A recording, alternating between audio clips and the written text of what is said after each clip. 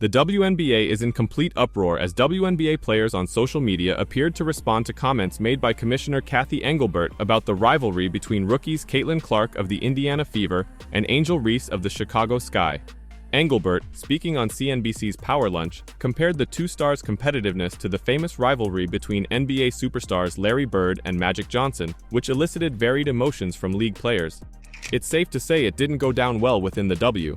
It's a little of that Bird Magic moment, if you recall, from 1979, when those two rookies came in from a big college rivalry, one white, one black. Engelbert had mentioned Clark and Reese, saying that sports required rivalries to increase audience. One thing I know about sports, you need rivalries. That's what makes people watch games of consequence. As you can imagine, the comments soon circulated on social media, with players expressing their displeasure with the analogy.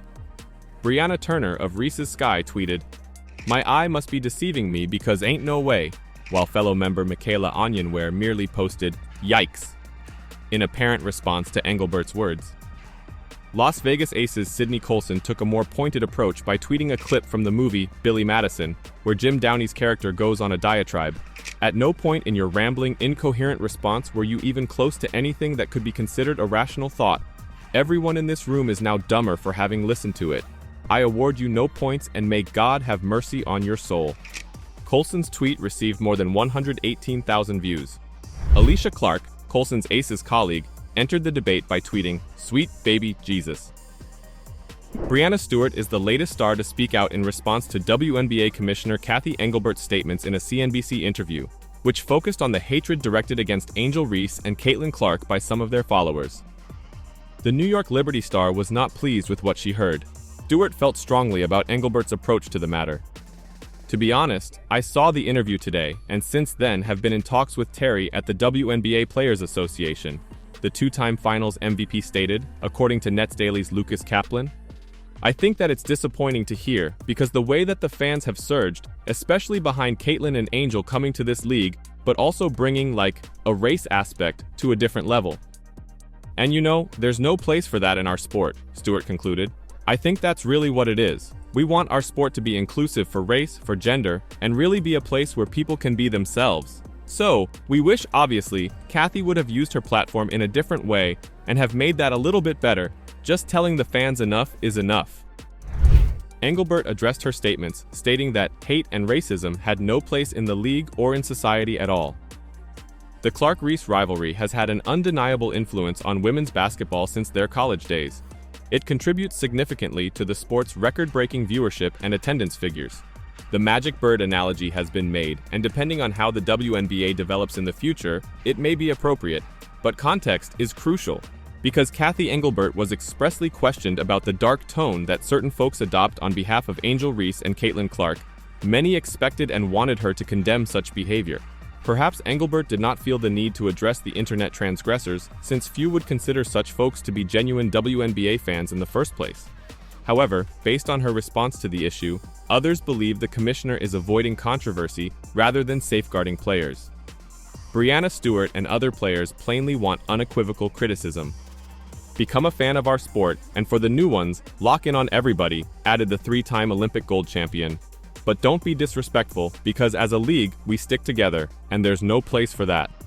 Although hostile people are unlikely to change their beliefs just because they are instructed to, the WNBA wants its leader to be public about her stance. What's your thoughts on Engelbert's comments? Has she crossed the line? The rivalry between Caitlin Clark and Angel Reese dates back to the 2023 NCAA Women's Basketball National Championship game, when Reese memorably mocked Clark throughout the game. Caitlin Clark has broken multiple WNBA records in her debut season, including the most double-doubles by a guard, the most three-pointers made in a single season, and the most assists by a rookie in league history. She currently averages 19.2 points, 8.5 assists, and 5.8 rebounds per game. Angel Reese, on the other hand, has dominated the boards, setting the record for most rebounds in a single season by a rookie, an incredible achievement that demonstrates her physicality and court presence. Despite having her season cut short due to a wrist injury, Reese ended with a league-high 13.1 rebounds per game. Let's talk some more about Caitlin Clark and her upcoming games against fellow MVP nominee A'ja Wilson. Clark and the Indiana Fever avoided back-to-back home losses on Sunday, defeating the Atlanta Dream in overtime as both teams scored triple digits. The Fever will next host the Las Vegas Aces, the defending champions, on Wednesday and Friday night, with the goal of securing the number 6 spot in the playoffs. As expected, the 2-game series will be telecast nationwide. The most important narrative right now is whether or not Aces forward A'ja Wilson will be eligible to play either night in Indianapolis. The 2018 first-round pick and 2-time most valuable player injured her ankle in last Friday's game over the Connecticut Sun. Wilson did not play Sunday in New York and wore a walking boot on her left leg. Becky Hammon, the Aces head coach, stated that it is precautionary. According to Aces reporter Callie Lawson-Freeman, the MRI and imaging results revealed no serious problems. Regardless of whether Wilson sits out the next 5 regular season games, including 2 on the road against the Fever, she is unquestionably the MVP favorite. Wilson leads the league in scoring, 27.3 points, and blocks, 2.7 per game. With Chicago Sky freshman Angel Reese's season-ending injury announced on Saturday, Wilson may be able to catch up in terms of rebounds per game. Caitlin Clark, Fever's upcoming Rookie of the Year and 3rd favorite to win MVP, has certainly taken note. "Yeah, she's pretty incredible," Clark stated following Tuesday's practice. "It's unguardable. There's nothing anybody can do to stop it. She's just that dominant. She also affects the game on both ends. Really good defensive player, great rim protector, so athletic, fun to watch. Everybody in the league knows you can't guard it. You basically just live with what she's gonna do to you. You contain it as best you can," Clark explained. The Fever and Aces have not met in almost 2 months. Las Vegas won both in May and July out west. That was before the Fever achieved their mid to late season stride, but Wilson still went off, scoring 57 points and grabbing 24 rebounds.